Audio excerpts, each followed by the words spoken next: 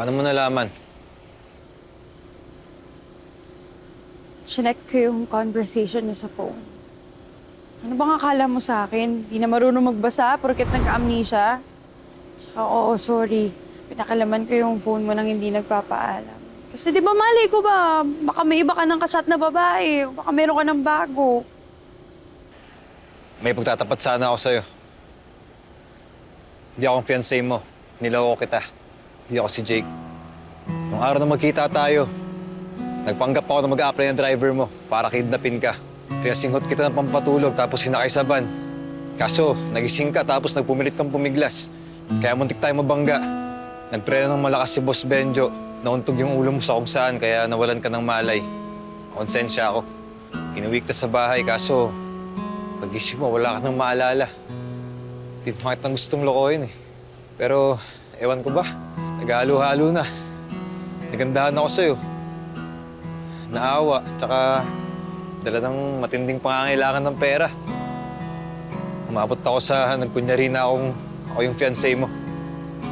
Pero ito ngayon, itong nararamdaman ko, totoo na to. Mahal na kita. Pero alam ko naman na malabang magustuhan mo ako eh. Layo-layo ng estado ko sa'yo. Tsaka, mas lalong di mo ako makapatawad. Sorry, Angel.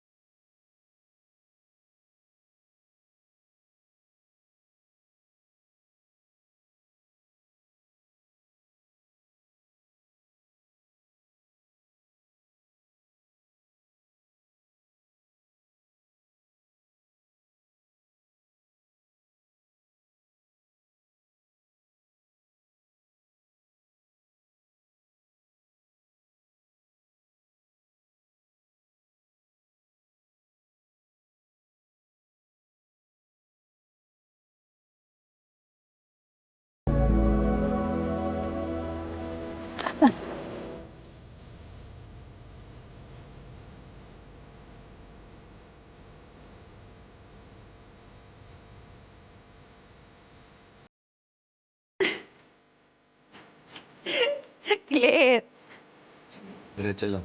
Ha? Malapit na. Woo! Oh, dito na tayo. Bakit may patubig? Okay. Na. Dito lang ako. Surprise!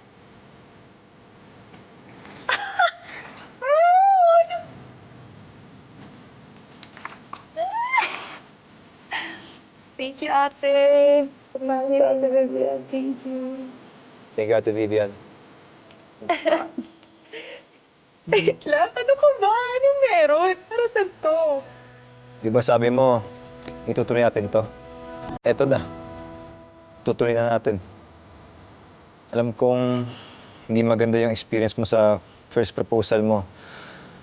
Pero pangako, ngayon, hindi mo na mararanasan yun.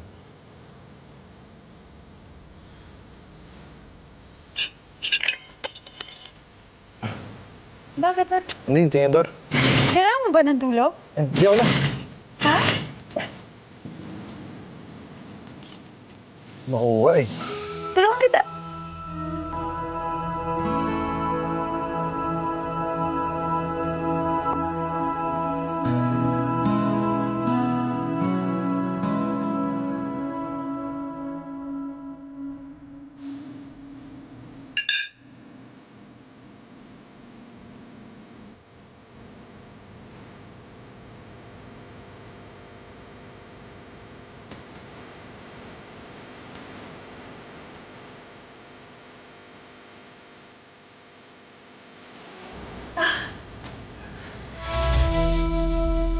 tanggap na itan.